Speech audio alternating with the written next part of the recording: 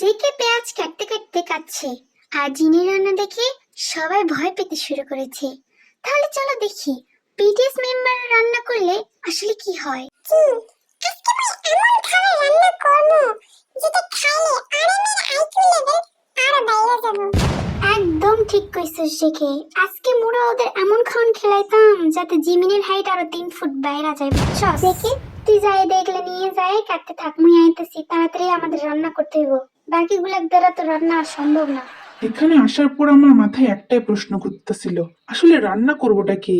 তোর মাথায় অত চাপ দিস না, জিনা জেকে আছে তো মগো দ্বারা তো আর সম্ভব না। এটা শুধু একটা পেঁয়াজ না, আমার জীবনের কষ্ট যে আমার চোখ ফুটা হয়ে বের হয়ে যাইতেছে।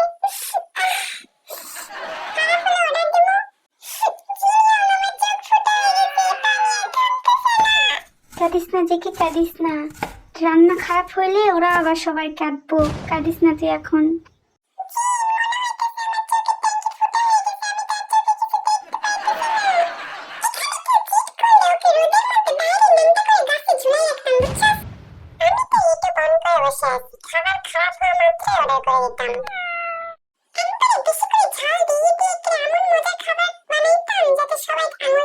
তুই যেভাবে ঝাল দিতাছস মানুষ আঙুল চাটার বদলে নাকের জলে চোখের জলে হয়ে যাইবো। গন্ধ শুনে তো মনে হইতেছে ঝাল কম হয়েছে, আমাকে আরো দেওয়া উচিত যেন খাবার আরো মজার হয়, সবাই অবাক হয়ে যায়। আরো বেশি করে দিয়ে দে ঝাল।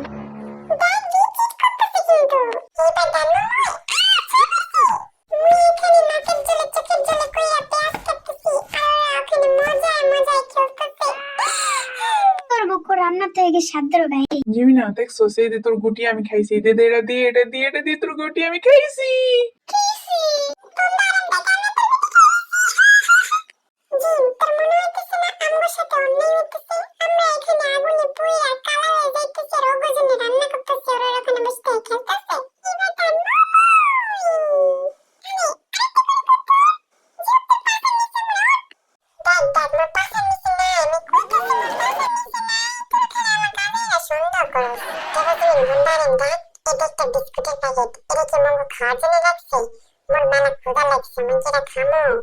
আবে হবার বাচ্চা, ওটা কোয়েলের প্যাকেট।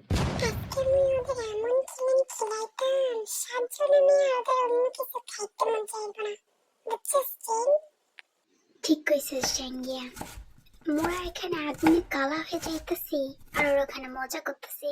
এমন খাবার খিলাইতাম ওদের পাশা দিয়ে ধোঁয়া বের হইব।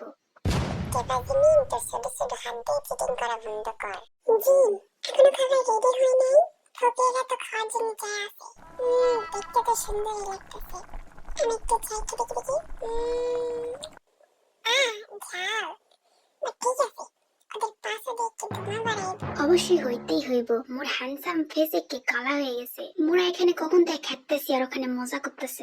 আমার মনে হয় আর একটু ঝাল দেওয়া উচিত, যেন সবার পাশে ঝাল লাগে, সবাই লাফাতে থাকে।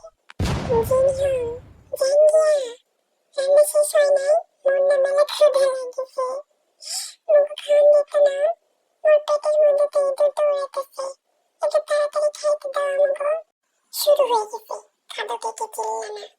আমি তো নিজেই এখনো টেস্ট করে দেখিনি কেমন হয়েছে। কেমন জানি টেস্ট, আমি তো নিজেই বুঝলাম না। জিনিয়া এই না আরো ঝাল টাইপের আনছি, দিয়ে দাও যেন ঝালে সবাইকে করতে থাকে। আরে জিন তুই কি রান্না করতেছস? দেখতেছস না আমি গোস্ত এখানে ফ্রাই করতেছি।